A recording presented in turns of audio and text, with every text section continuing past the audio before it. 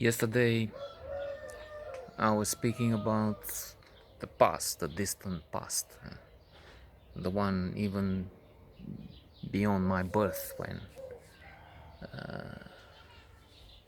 my mother's grandmother, twin brother, and so on were doing tricks at the cinema.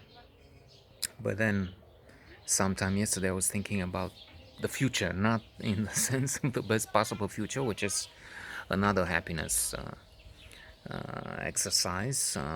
One has you reminiscing about the great, glorious past when you were young and you were so dashing, successful. I was. Not really, no. I mean, look at me, I'm a wreck.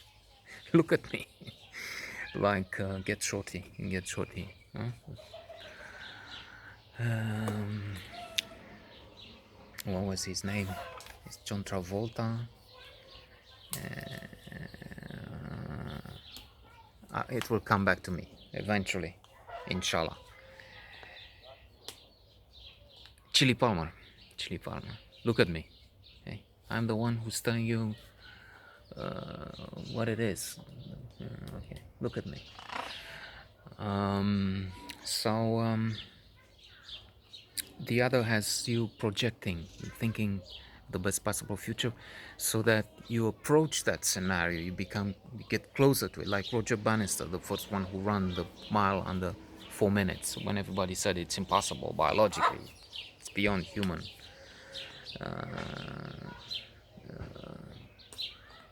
endurance, beyond human limits. And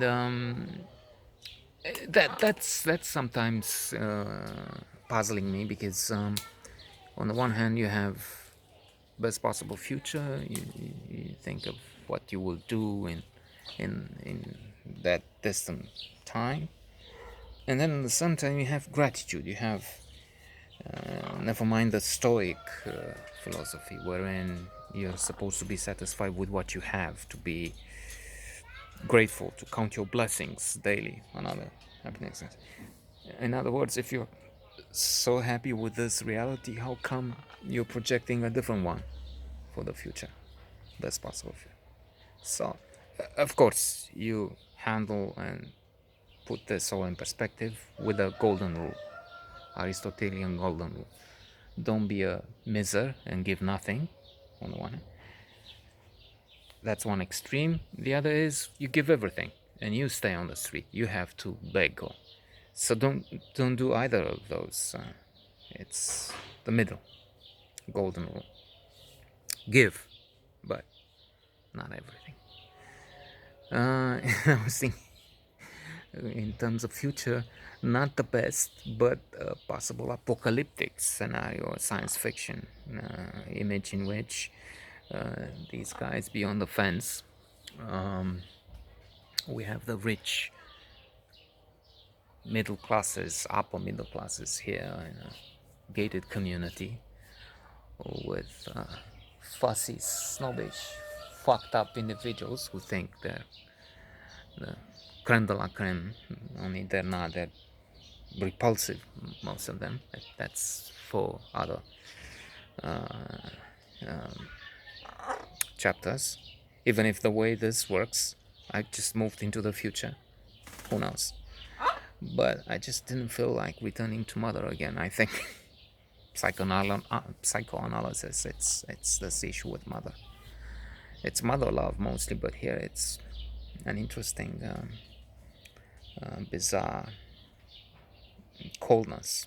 I mentioned ever since she tricked me into fixing her flat and then saying thank you. I had a wonderful time, only not this time. This is what Groucho Marx said upon exiting a party. It's one of the anecdotes you find online or whatever. So in that thing of the future, the minorities from over the fence who have some of those you may hear, I'm not sure how powerful, how good the mic is for that, when they have only here in those 3 rooms across, some 5 meters that way, They have, I don't know, 13 children and 27 adults, whatever. I'm being mean now. But with a pandemic coming into a second wave, who knows? Coupled with the flu, they say, that will be deadlier, a few times deadlier. Maybe mutating the virus, as in those horror movies, science fiction, you see.